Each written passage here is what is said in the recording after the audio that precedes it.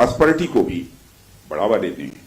ये तमाम project in क्षेत्रों में ट्रांसपोर्टेशन, टूरिज्म और इकोनॉमिक एक्टिविटी को बढ़ावा देंगे, जिससे निश्चित रूप से यहाँ के निवासियों की आय में वृद्धि होगी, उनकी क्वालिटी ऑफ लाइफ में भी इम्प्रूवमेंट होगा और इन क्षेत्रों में समृद्धि आएगी, यानी प्रॉस्पेरिटी आएगी।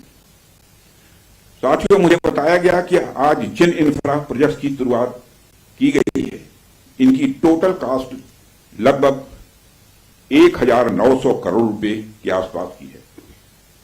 मुझे लगता है कि यह केवल उनकी नॉमिनल वैल्यू पर है। इसकी असली वैल्यू है वह तो हम आंक भी नहीं सकते। इन सड़कों के माध्यम से जब कोई बच्ची स्कूल जाएगी और अपना भविष्य बनाएगी, तो उसके इम्पैक्ट का आकलन भी हम नहीं कर सकते। इन ब्रिजेस के माध्यम से जब यहां एम्बुलेंसेज दौड़ेंगी और समय पर लोगों को इलाज होगा, उसकी वैल्यू को भी नहीं आंका जा सकता। जब इन सड़कों के माध्यम से विभिन्न संस्कृति के लोग आपस में जुड़ेंगे या फिर एक दूसरे से जो कुछ सीखेंगे, उसकी वैल्यू कोई भी आंक नहीं सकता है।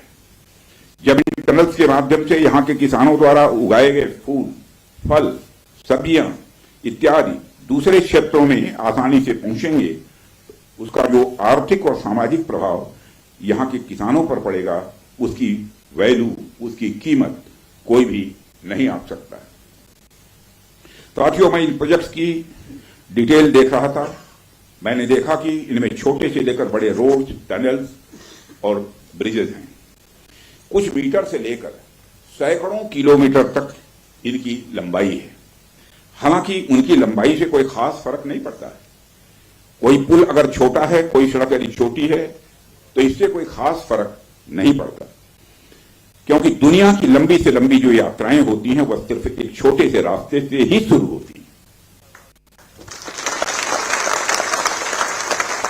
इसलिए इन प्रोजेक्ट्स की कीमत, इनकी वैल्यू सिर्फ इस बात से नहीं आंकी जा सकती क्या फाइनेंशियली या फिजिकली कितना बड़ा प्रोजेक्ट है और यह कितना छोटा प्रोजेक्ट है।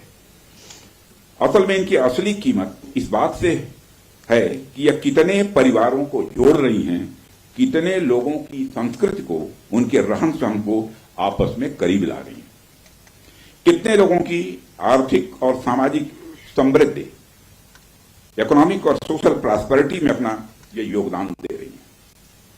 यह प्रोजेक्ट लोहे, कंक्रीट या कोलतार से बनी हुई एक संरचना भर नहीं है, बल्कि यह एक कमिटमेंट है, यह एक प्रतिबद्धता है सीमावर्ती क्षेत्र के विकास का।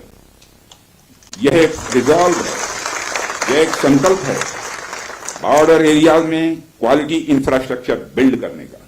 यह एक दृढ़ निश्चयता का डिटर्मिनेशन है लोगों के दिलों को जोड़ने का। इसलिए मैंने कहा कि ये प्रोजेक्ट इनवैल्यूएबल हैं, इनकी कीमत का आकलन नहीं किया जा सकता। साथियों, प्राचीन काल से ही मार्ग मानव सभ्यता के विकास में बड़ी महत्वपूर्ण भूमिका निभाते आए हैं। मार्गों की महत्ता हमारे इतिहास में हमेशा से रही है। जब आप मानवता का इतिहास पलट कर देखेंगे तो आप ये पाएंगे कि ट्रांसपोर्टेशन रूट्स ने कितना इंपॉर्टेंट रोल प्ले किया है। इतिहास बताते हैं कि सिविलाइजेशन थ्राइव हुई तो उसके पीछे रूट्स और राजमार्गों का बहुत बड़ा योगदान रहा है। कला, साहित्य, संस्कृति और विज्ञान का प्रचार प्रसार एक क्षेत्र से दूसरे क्षेत्र तक इन्हीं के माध्यम से फैलता है। यदि मैं भारत के संदर्भ में बात करूं तो मुझे यहां के दो इंपॉर्टेंट रूट्स के नाम स्वाभाविक रूप से याद आ रहे हैं। आप शायद उत्तरापथ और दक्षिणापथ के बारे में जानते होंगे या सुना होगा। उत्तरापथ और दक्षिणापथ हमारे इंडियन सब कॉन्टिनेंट के डिफरेंट रीजन्स को एक दूसरे से जोड़ने वाले धागे की तरह है। आप सोचिए, हजारों साल पहले जब संचार के इतने तेज साधन नहीं थे, तब आइडियाज और कल्चर, विचार और संस्कृति एक जगह से दूसरी जगह कैसे पहुंचते थे। पांड्य साम्राज्य का मोती और मदुरई का कपास आखिर मगध के पाटलिपुत्र में कैसे बहुत प्रसिद्ध हो गया। राजकुमार सिद्धार्थ से भगवान बने महात्मा बुद्ध की शिक्षाएं कावेरी पट्टनम तक कैसे पहुंच गईं? संगम युग की मणिमैखली की चर्चा कश्मीर तक कैसे फैल गई?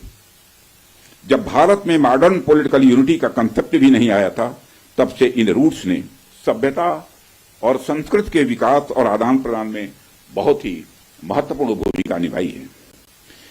यदि हम महात्मा बुद्ध के बाद के इतिहास पर भी नजर डालें, तब भी हमें यह देखने को मिलता है कैसे दूसरे क्षेत्रों से आकर लोगों ने भारत की संस्कृति को समृद्ध किया और भारत की संस्कृति से भी उन्होंने बहुत कुछ सीखा भी है।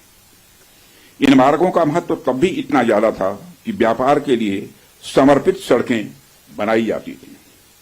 आप जब सिल्क रूट के बारे में जानते हैं, आप सभी को मालूम है सिल्क रूट के बारे में, जिसने एक तरह से पूरे एशिया और मध्य यूरोप तक को कवर कर लिया था। भारत से भी उस सिल्क रूट का एक बड़ा हिस्सा होकर गुजरता था, जिससे न सिर्फ सामान बल्कि संस्कृति